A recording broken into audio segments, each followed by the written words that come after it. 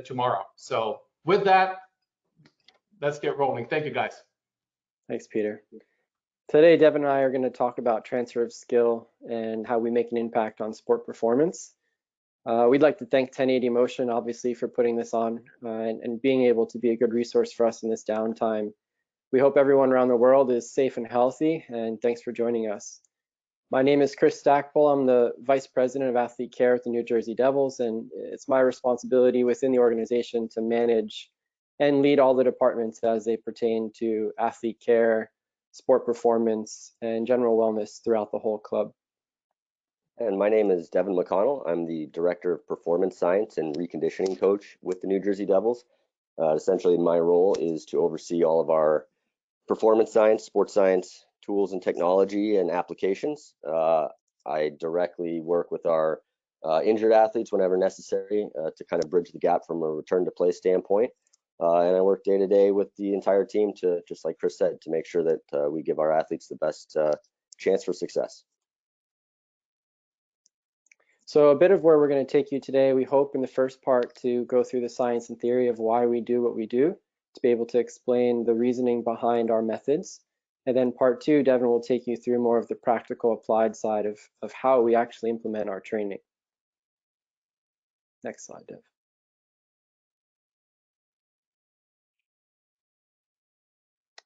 So the first thing we came with was start with why. Why do we do what we do? And that was a major question that we started asking within the organization of when we approach sport performance and trying to improve the skill of our athletes, why are we doing the specific tasks? So, every exercise that we choose in the weight room and from a medical perspective, we're looking at identifying the purpose behind that and better understanding what it is that we're trying to accomplish with our athletes. So throughout our presentation today, we'll basically step through each one of these 6 steps that have been adapted by Stu and JB Marin.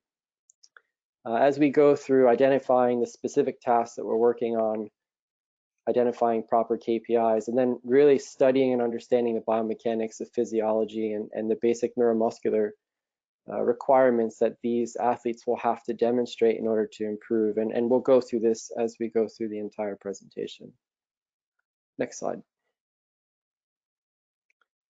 So one area that we were really struggling and wrestling with was, where do we have the most influence? And as sport performance coaches and physios and medical providers, we're a part of the puzzle when it comes to athletes performing on the ice, and the time and requirements that these athletes have from a professional sporting environment. There's a limited amount of time to train and rehab and recover. So we started breaking down our areas into specific buckets, one being the technical skill, one being the tactical skill, physiology of what's taking place, and then also the psychological. And we really decided to focus most of our energy into the physiological bucket because we think we'd have the most impact, direct impact there. And specifically, we said, well, we believe sprinting and accelerating, we can make an improvement in within all of our athletes. And we believe that we can have some sort of myofascial resiliency that's built throughout our athletes as they continue to train. So we're blending and bridging the gap between rehab and performance so that our athletes can continue pushing the envelope. As we go through the sprinting and acceleration work here, you'll start to see where what we do as sport performance coaches needs to blend with the technical skill coaches. And that's going to be something beyond this talk, but you could see how these buckets, as much as they're separate, they're really interconnected. Next slide. Perfect. So we've identified our task. We want to try to improve acceleration capabilities with our athletes. So one area that we're looking at is we need to describe what's happening in competition. So what's happening in our games and what's happening in our practices, so we can better understand the workloads and the physical outputs that are being accomplished in our training environments. So we'll go into that. We've also done a deep dive into a lot of the biomechanics of what's happening during skating. We've looked at, on the right top part of the screen, the relationships between off-ice and on-ice measures to better understand how we can use our off-ice training to improve on-ice performance. In the last part on the bottom right of the screen, we've decided to find a way to capture in a more granular manner what's happening during the acceleration phase. So not only just looking at the sheer time that players are accomplishing a certain sprint in, but now we can get specific numbers on force, power, etc. So we looked into a method to do that we'll get into. So from a game demands perspective, there's more research coming out now that our NHL league and our minor league system is able to start collecting some of this data, but we've been able to show in our minor league system that there is a certain amount of sprints and accelerations that are occurring within a game setting and a practice setting. So by being able to look at these measures, we're understanding, the changes in workload from the game to practice, the changes in workload from caliber of player, from a top line player to a fourth line player. And we're starting to see what's happening throughout the organization from the NHL to the AHL level. So with a better understanding of what's happening in game, we can start to better tailor the training to players that may need to improve in these acceleration capabilities.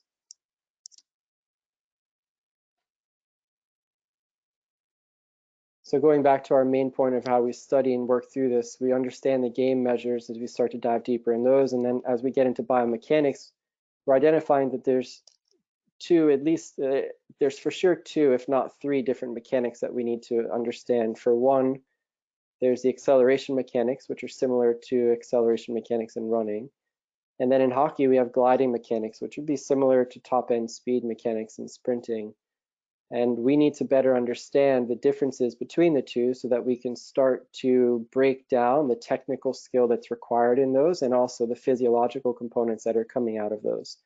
So if we go into the next slide, we've compiled, and some of this is debatable depending on what research sources you're looking at, but for the most part, we've compiled data that shows these events are happening in acceleration and these events are happening in the glide phase of skating. So in acceleration, we know that the number of times force is applied is an important factor.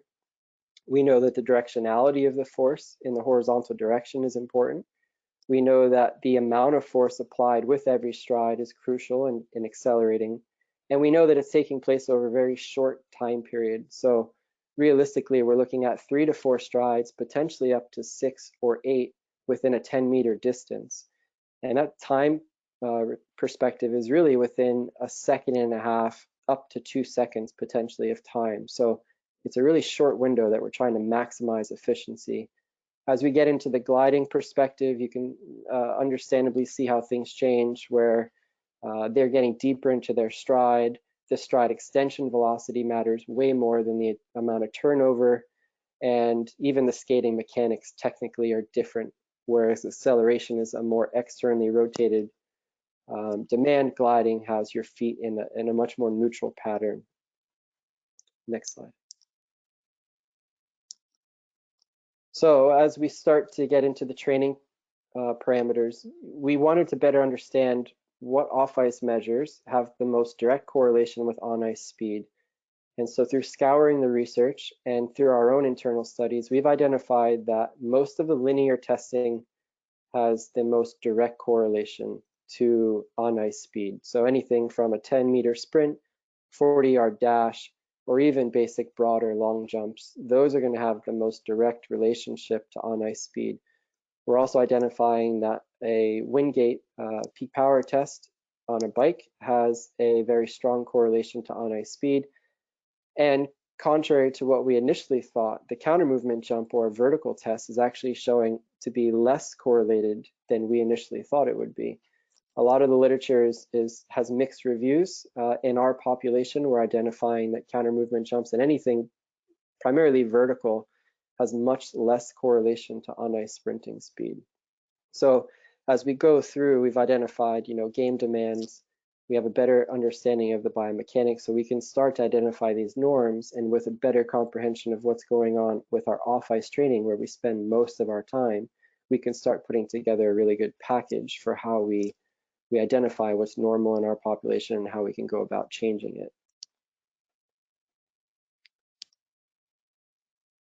So now the meat and potatoes of getting into the force and velocity profiling. This is probably the biggest area that we're investing our time and energy in studying, and the area personally I'm most excited about.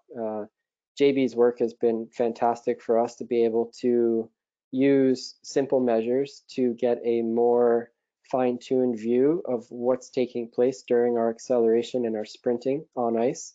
And we're able to do it, thankfully, with the 1080 Motion hardware and software. So these are just some studies that we've gone through, and thankfully Jerome and his colleagues are publishing more and more on how JB's initial work is being valid and reliable in the hockey context. So it's really powerful to see that you know, our NHL world and our professional hockey world is starting to show the same capabilities that sports like soccer and rugby have been showing thus far.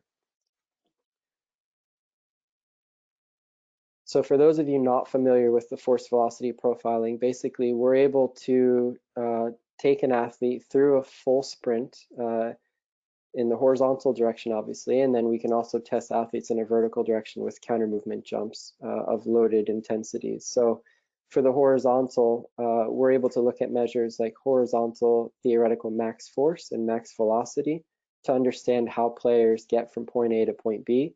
We can generate a maximal mechanical power output. We can identify the ratio of force, which is that RF value listed there on the left. That basically is giving us the relationship between the amount of force directed vertically versus the amount of force directed horizontally.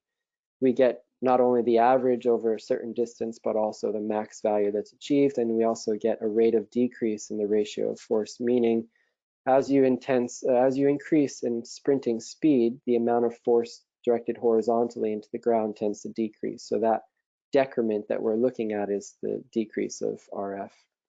As we shift gears to the vertical side, we get very similar numbers, vertical peak, max force, vertical max speed, max power, but here slightly different. We're able to look at a theoretical optimal profile based on the athlete's height, leg extension, and body weight, and compare it to what they're actually outputting. So we can find that FVIMB number on the bottom, which is the imbalance between the optimal and the actual, as we potentially start to shift players to being able to use their body to the best of their abilities.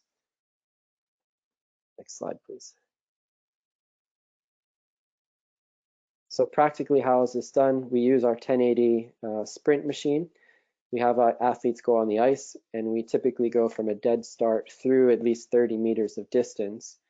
And we're able to get the raw output that's seen on the screen here for all of their split times, but as well just start to finish. And what we do is we take that data off of the 1080 website and we get the raw values and we extract it into our R software and are able to create an entire force velocity profile for the entire team.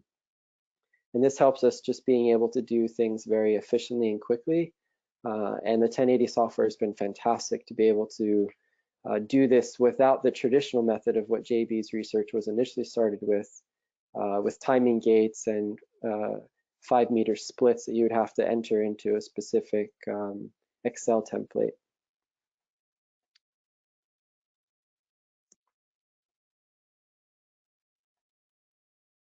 Perfect. So as we take all that data and we start assessing our players, our goal ultimately is to identify norms in the beginning, because right now it hasn't been shown in hockey what a normal force velocity profile looks like in horizontal sprinting. So our first step is to identify, well, what's happening within our population.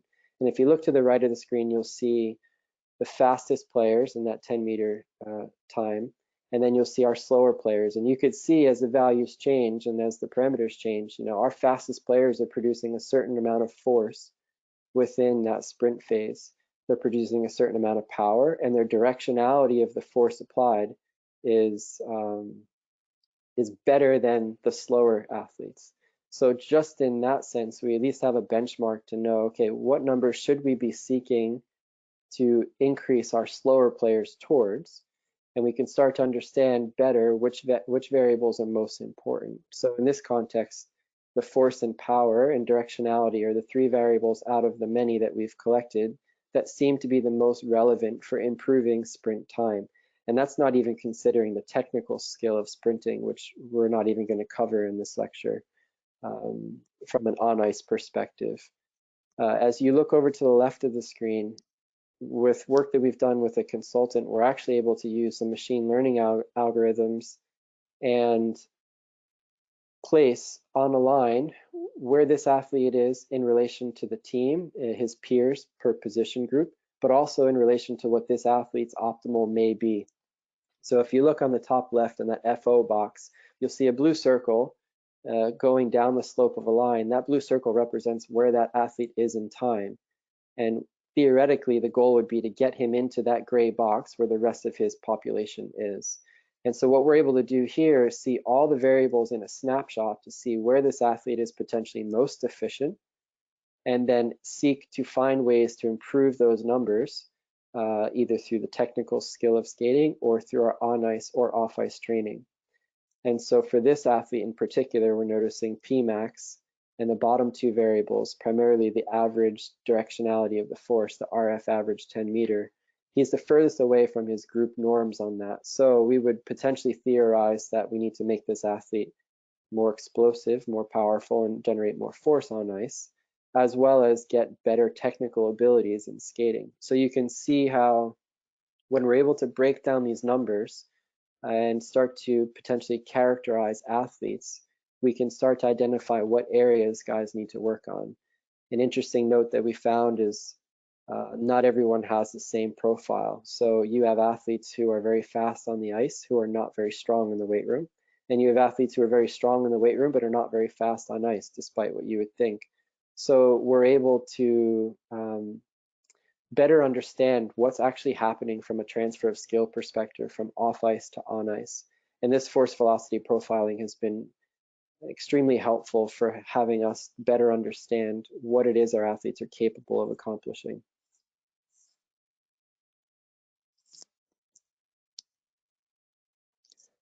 All right, so we'll kind of shift gears a little bit. Stack did a fantastic job sort of describing the foundation from a scientific standpoint about how we're thinking about training, what's important, and how to go about actually influencing change with our athletes in the very limited amount of time that we have. I'm going to shift now into a little bit more of our sort of philosophy of start to get into the how we're doing what we're doing and some of the applied stuff.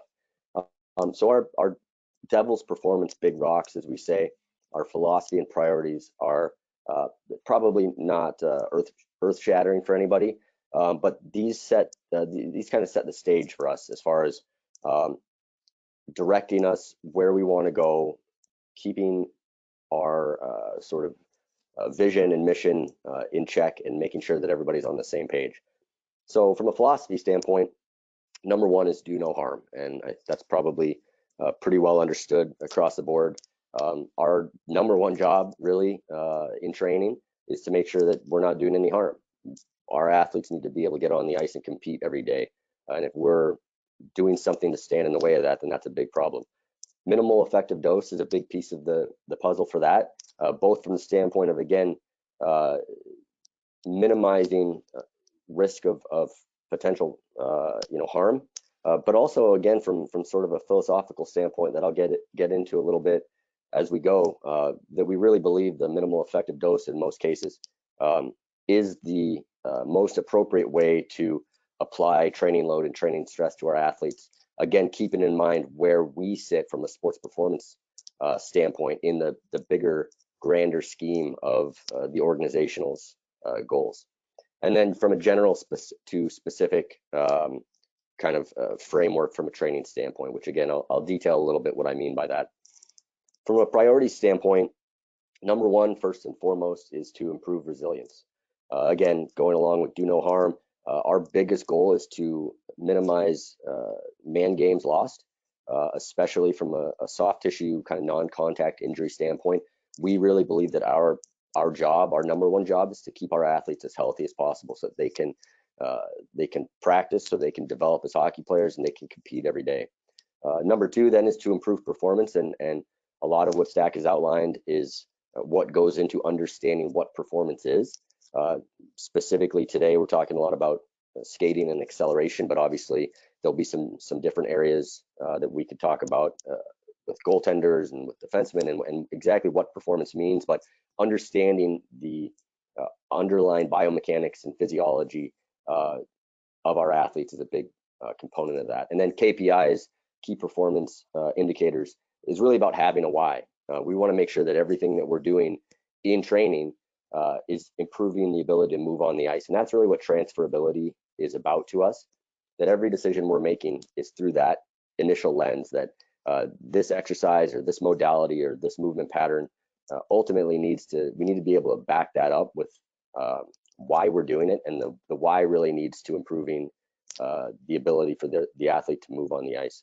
And then the idea that transferability has layers, again, from general to specific in what we're doing. We're going to talk a lot about the specifics of what we're doing and some unique case studies and examples, but by no means does that mean that we're not paying attention to or spending time from a more of a general standpoint as well, which again really creates the foundation from a training perspective.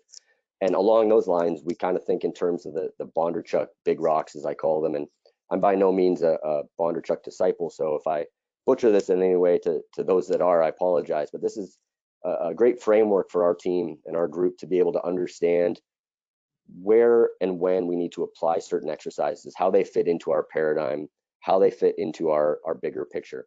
And I won't spend a ton of time here, people are probably familiar, but at the bottom we've got general prep exercises. And for us, this is all of our, our traditional strength and conditioning work that are nuts and bolts, everything that everybody else is probably doing.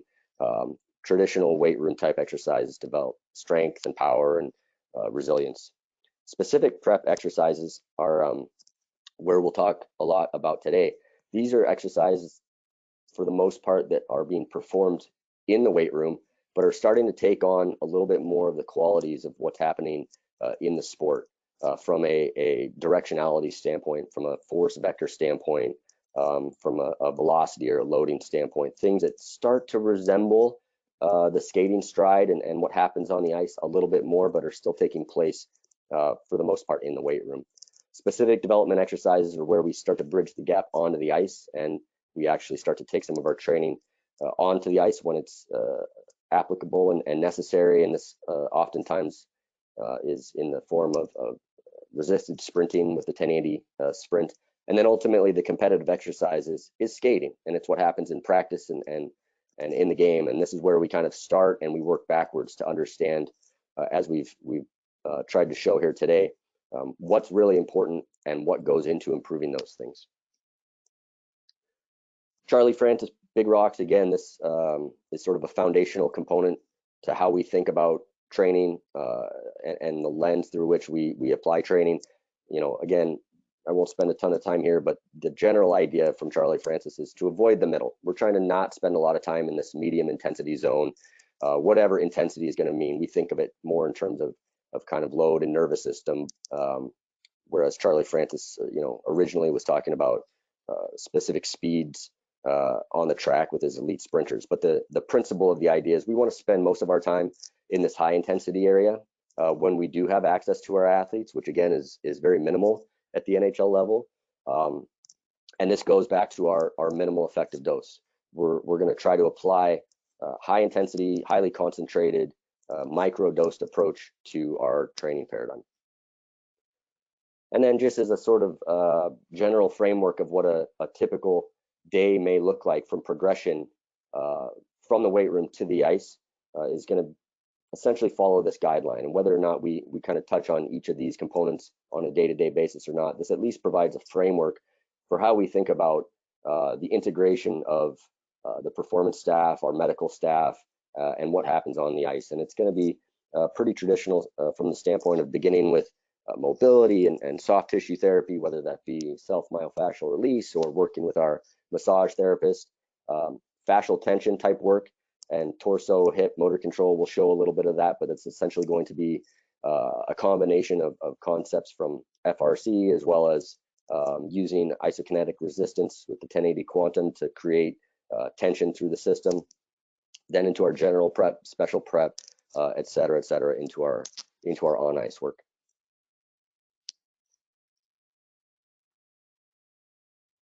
So from a practical perspective, our mobility and fascial tension work, we believe that it's important in order for our athletes to be able to train on a daily basis. We have to remove 90% of the basic little problems that they're going to have so that they can maintain their training continuity the best possible. So from a soft tissue perspective, our medical staff and massage therapists are spending a lot of time with each athlete on a routine basis, going through the soft tissue to make sure that myofascially everything is intact and they feel to the best of their ability.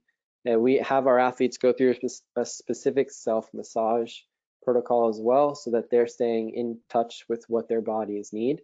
And so there's a good balance between having athletes be responsible for their own bodies, but then also lean on us as medical providers to provide the hands-on care that they may not be able to do by themselves. From a mobility perspective, we follow the basic FRC or PRI methodologies where we're looking to attack the major joints that are involved in our sport, being the ankle, our hips, and the T-spine. And doing so, we're trying to get athletes to have better control of the motion that they require. So in hockey, we have a lot of posterior hip restriction, a decent amount of ankle and foot restriction because they're in a boot, and then obviously asymmetric T-spine rotation because of their shooting sport. So we have specific strategies built out to address each of these joints and be able to maximize the control that the players have at all these levels. And then we take that into the fascial tension perspective because we want to get the body used to being able to generate tension in a 360-degree pattern. So we'll use different tools, including the 1080 Quantum, to get our players to create tension in cross-body patterns, front-to-back patterns, following all the basic tenets of FRC, DNS, etc., to be able to get our bodies balanced so that they can correct what they've now changed or used in the sport, so they can be returned back to a baseline.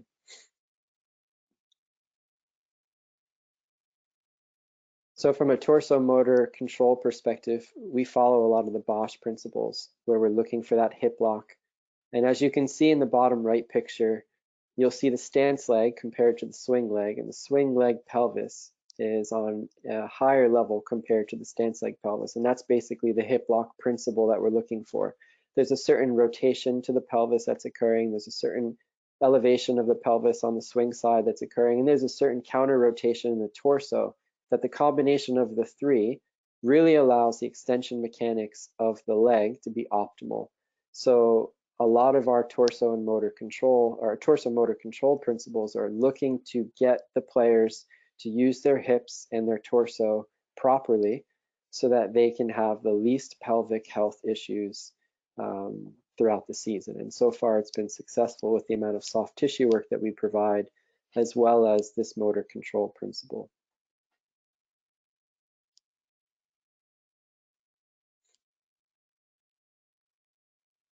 So here's some examples of our basic progression through our motor control.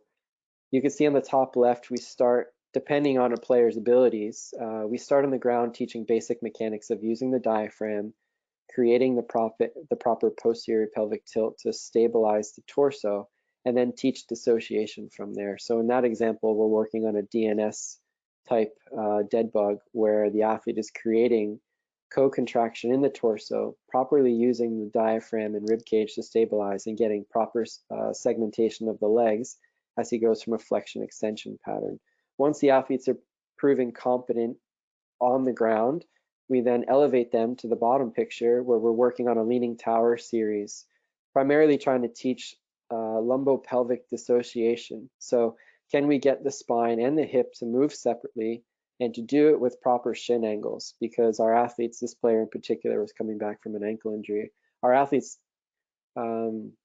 because they spend so much time in an externally rotated pattern in some sort of lumbar hyperlordosis, we're trying to get them back into a neutral alignment to teach them how to counteract the forces that they're going through on a daily basis. So once we're able to teach those dissociation patterns, we move to the middle picture where we have our athletes work on what we call step to box series. And this is adapted from a lot of the the Franz Bosch work and from Bill Knowles to be able to teach proper pushing mechanics and extension mechanics. So you can see Ryan Podell there, he's doing a basic step to box with an overhead reach, but his front leg is getting that positive shin angle, and he's using the hip lock mechanics that we're teaching to get the proper reflexive step mechanics. So it's a really good exercise if you haven't seen it, to be able to teach the proper pushing mechanics and the progression from the lumbopelvic dissociation. And then the last picture on the right is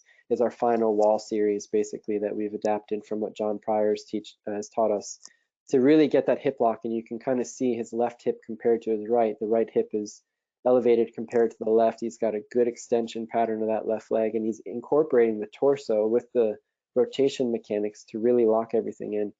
So we feel this progression, in addition to all the soft tissue maintenance that we're doing, is the best way to keep our athletes' pelvis healthy. And thus far, it's proved very successful for us.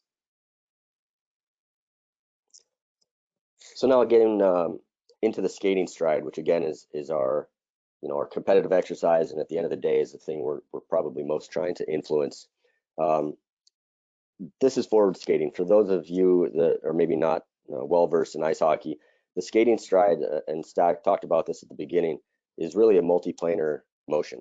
You have a couple different things happening here. You have a transition from acceleration mechanics that are fairly similar to land-based acceleration over the first few strides, with the exception of a large externally rotated femur that allows basically to overcome the frictionless environment that we live in. And then as the athlete accelerates and gets closer and closer and closer to max velocity, the mechanics change as they would in land-based sprinting to a more upright posture, but the action of the legs is very different from land-based sprinting, where we end up becoming more and more frontal plane dominant at higher velocities. So there's a lot going on, not even to speak of sort of the upper body rotational component and what's happening there. But this is really sort of the challenge that we're working with, is better understanding what is actually happening biomechanically during skating, again, from sort of a general perspective or general picture, and then being able to understand within our group, within our organization, what our different athletes' tendencies, strengths, and weaknesses are, and what types of things that we really need to work on to achieve. And this is the first video, Peter, if you want to cue that up. We're going to show lateral skater push, which is become a staple in our training program.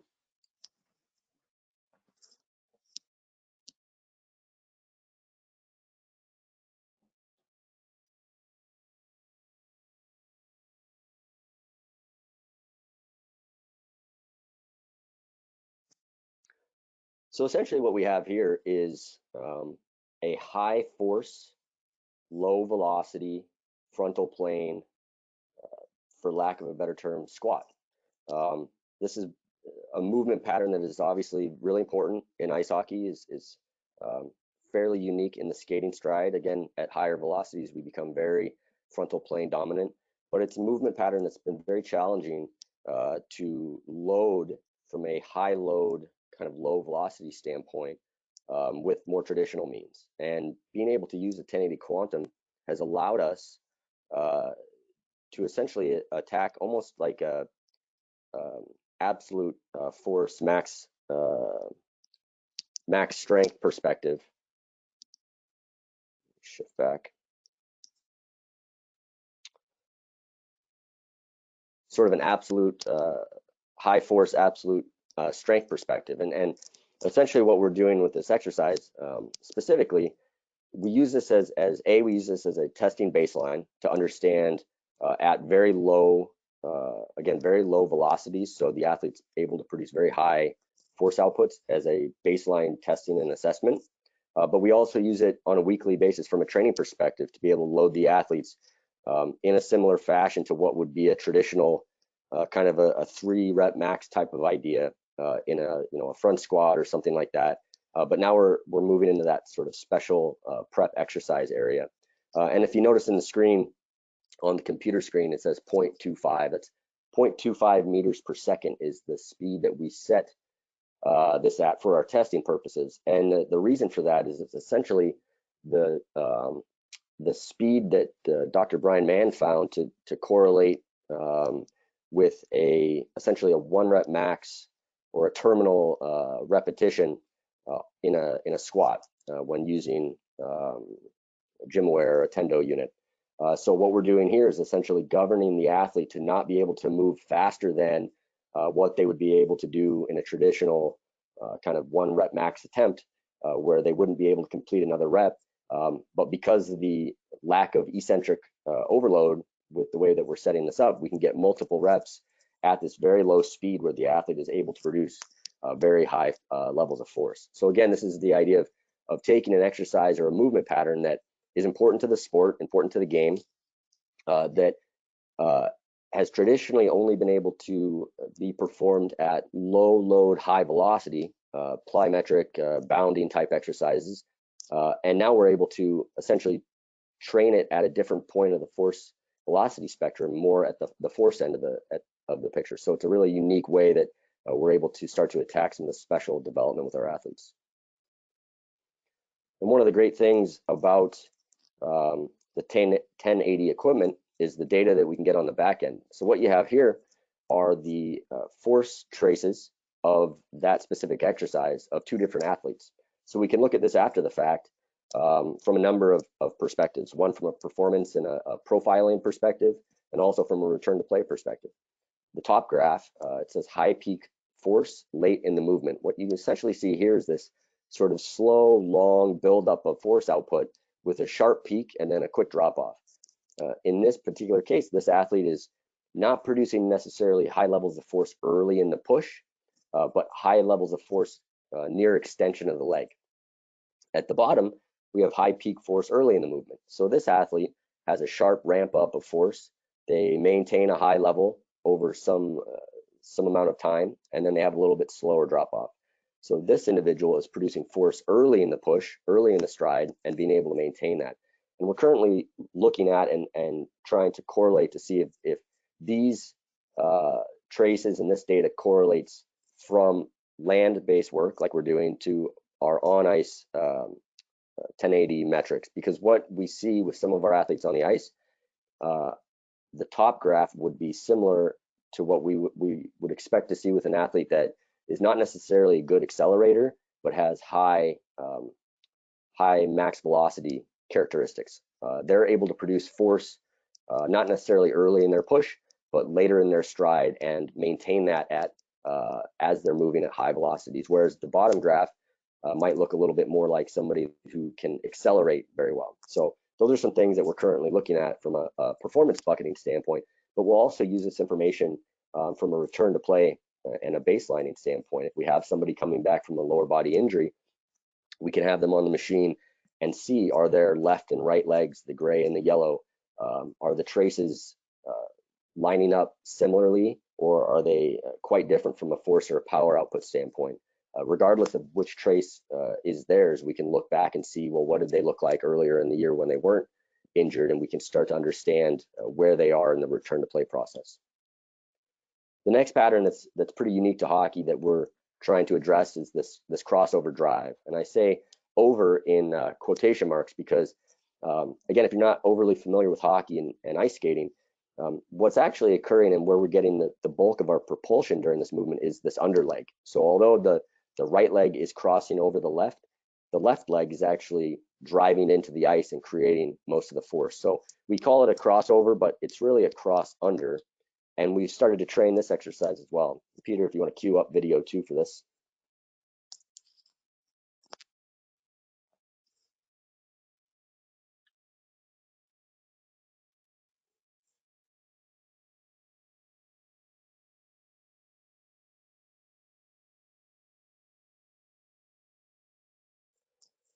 Basically, what we're going to be able to do is very similar to that lateral push, that skater push exercise.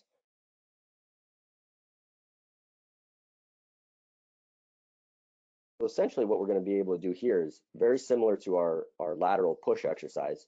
We're going to be able to load that front leg in that cross under posture. and really be able to create high levels of force in a movement pattern that's specific to the game, specific to the sport, but until now has been fairly challenging to find ways to, again, address the force end of the force velocity spectrum with that.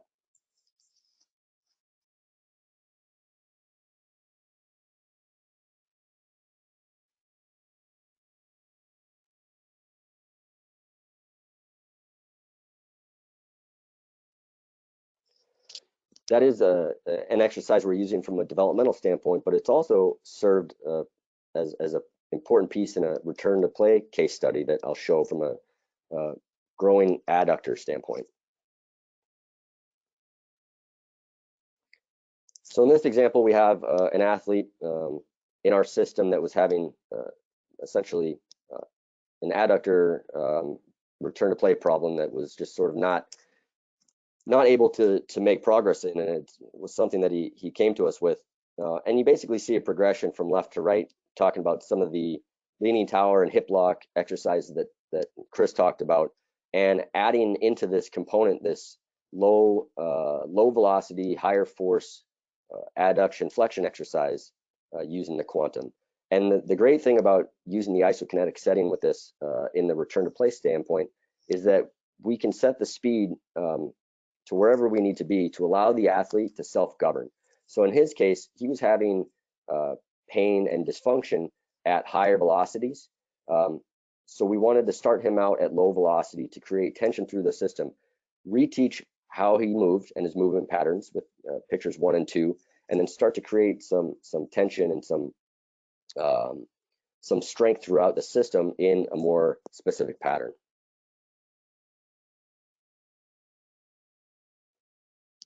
Video 3, if Peter will throw it up, is sort of a continuation of that thought process, transitioning the athlete from those low velocity movements into higher and higher velocity training.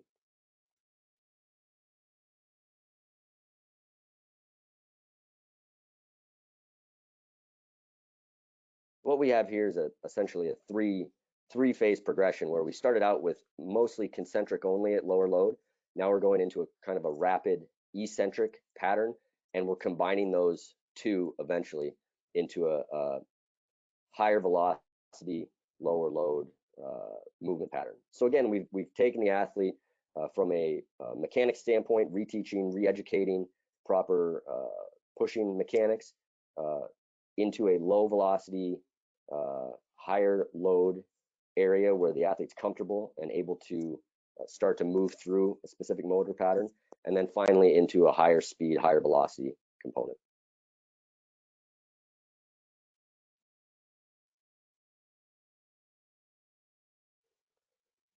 The next phase of our return to play with this athlete was to then take him onto the ice using the 1080 sprint in a manner to govern his velocity component on the ice, because again, he was having pain at higher velocities. He could get out and skate at a low to moderate speed without any dysfunction or pain, but when he started to speed up is where we were running into problems. If you could start this video, Peter.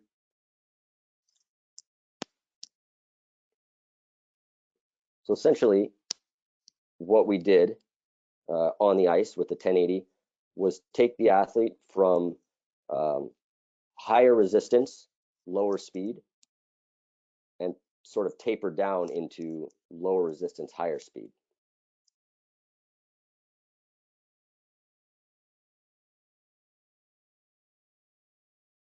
So we were able to set the loading parameters on the 1080 sprint to essentially keep this athlete in acceleration mechanics, where he could create high force, but he could be comfortable because the speed at which he was able to move was governed. And then as he progressed over time, we were able to decrease the load on the system, which in turn increased the velocity he was able to skate as tissue tolerance improved, and eventually he was able to return to play.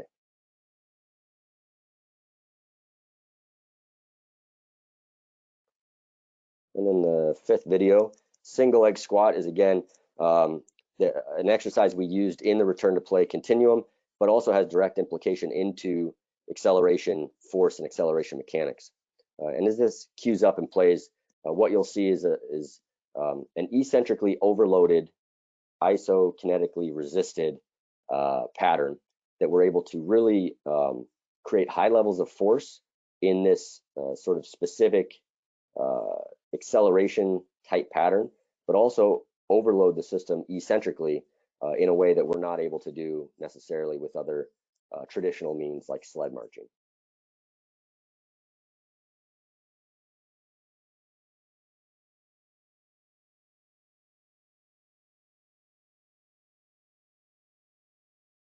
So I'm able to create as much force as possible in the propulsion part of the phase, but we're also able to utilize the eccentric function to add tension into the system for the return to play scenario where the athlete needs to resist that motion on the way back towards the machine.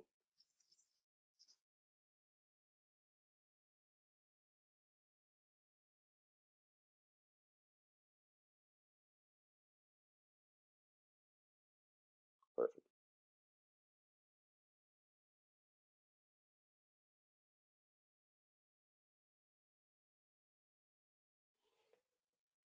Goaltenders are kind of the next area that I want to talk about. And if you're, again, I keep kind of coming back, if you're not familiar with hockey, what I want you to appreciate here is just the hip positions and lower body positions that our goaltenders have to get into.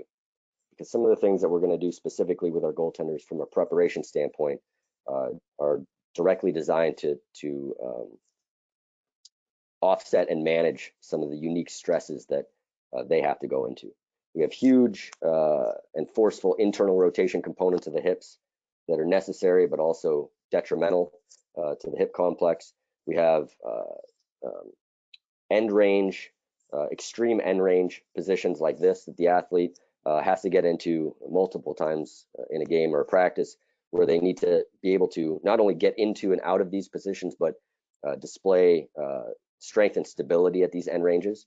That again creates a unique challenge from a loading standpoint in more traditional strength and conditioning manners, but we're able to utilize some of the concepts talked about earlier in the isokinetic work with the 1080 to hopefully apply some stresses to these athletes that are unique but specific to their needs.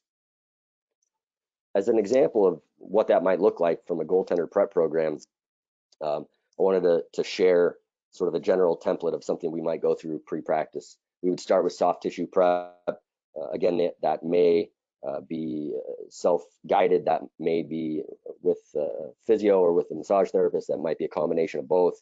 Then we're going to go into some of our growing prep work, which is in this case the 90-90 IR lift is very FRC inspired, as well as the tall kneeling floor push, where we're essentially trying to create tension through that adductor and hip complex at end ranges.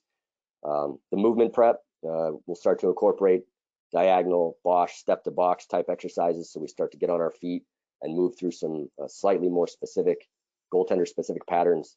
1080 reverse VH rotation. The reverse VH is a position that goaltenders get into that is not hip friendly, so to speak. But we're able to utilize the 1080 again with an isokinetic setting to create some tension and some strength in these fairly unique postures and positions that they have to get into. This is an example of an exercise, not one that was listed there, but something that we might take goaltender through pre-practice. Goaltender specific resisted movement utilizing the what's that strap. So we have a rotational component with the strap that we have to offset. The goaltender has to be able to stabilize against, and then it's just a sort of a goalie specific plyometric jump progression that we would go through. That might be a kind of end stage warm up activity for the goaltender before they head into the locker room to put their equipment on.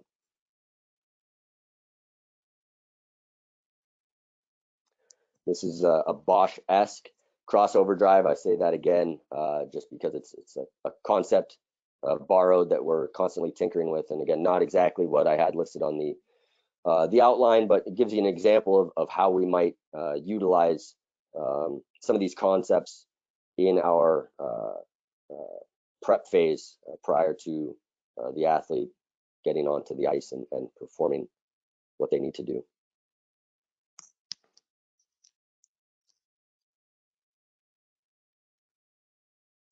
The last couple things I want to leave you with are a couple more specific applications.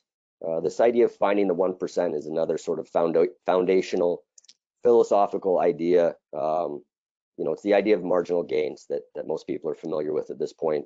We're trying to find as many 1% areas that we can make improvements and help our athletes and help our organization. A lot of that oftentimes comes from conversations with the athletes themselves. Obviously, to play at this level, to play in the National Hockey League, you have to be one of the top, roughly 700 people in the world to play the sport.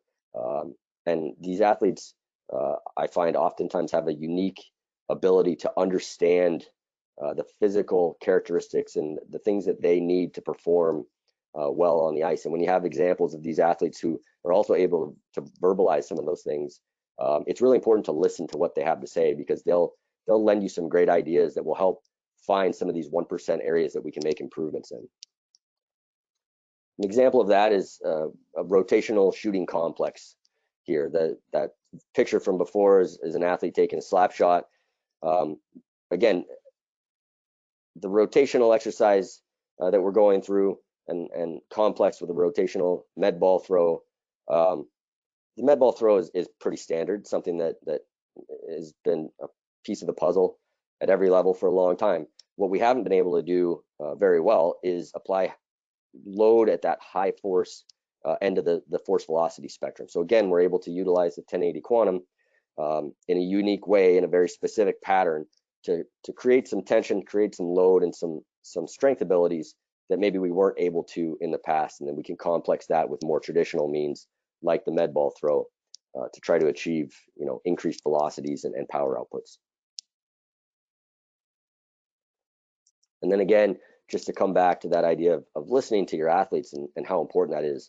The individual on the top right, number 5, one of the smartest athletes I've ever had the good fortune of working with, and he was kind of describing to me when we were performing a traditional kind of anti-rotation stability based exercise to me about how what he actually had to do on the ice was similar, but it was different, because he may need to be able to box an athlete out from kind of one angle, while at the same time looking in a different direction to follow the play, and at the same time kind of being jostled and having this sort of on again, off again force aspect to the movement.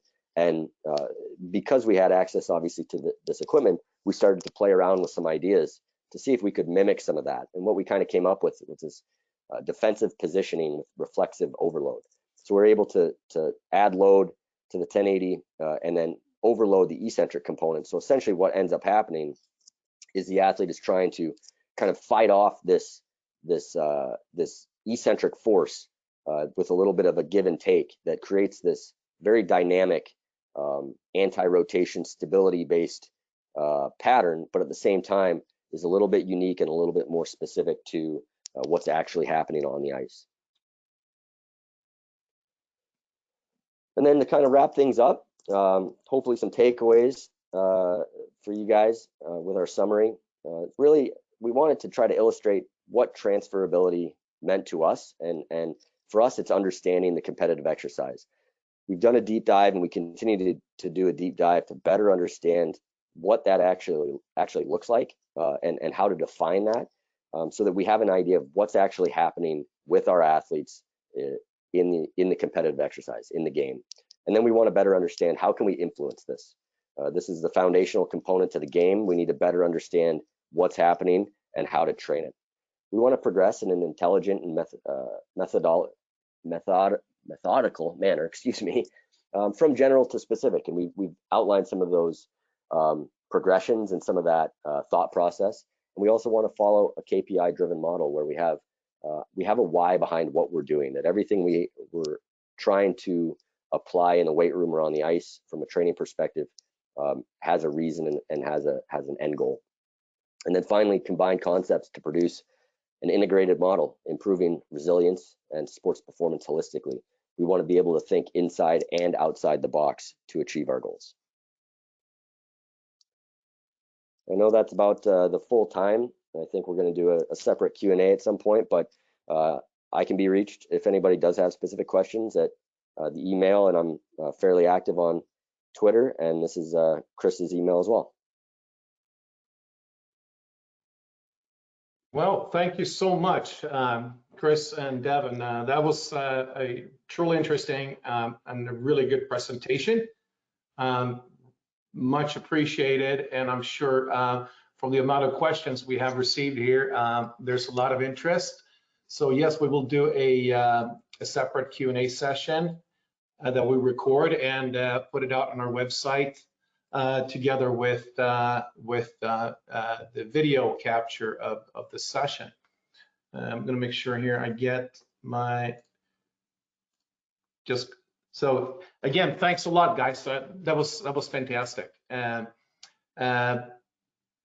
it's time to wrap up today, and just want to give you a little bit of notice here for next week's seminar. Devin, you referred a lot to JB Moran's research on force velocity profiling, and JB will be joining us next week. The session is fully booked, so that you cannot sign up for it now, but again, we will record this and make it available for people to watch afterwards. And with that, I'd like to thank you for joining. It's been great, great interest, and we'll just keep on pushing this here and invite more great speakers who have interesting things to share with you. We appreciate your feedback. Send us an email. Here's our contact information, and of course, here's our social media feeds that you can listen into as well. So with that, thank you so much, everybody. Stay safe out there, and see you next week.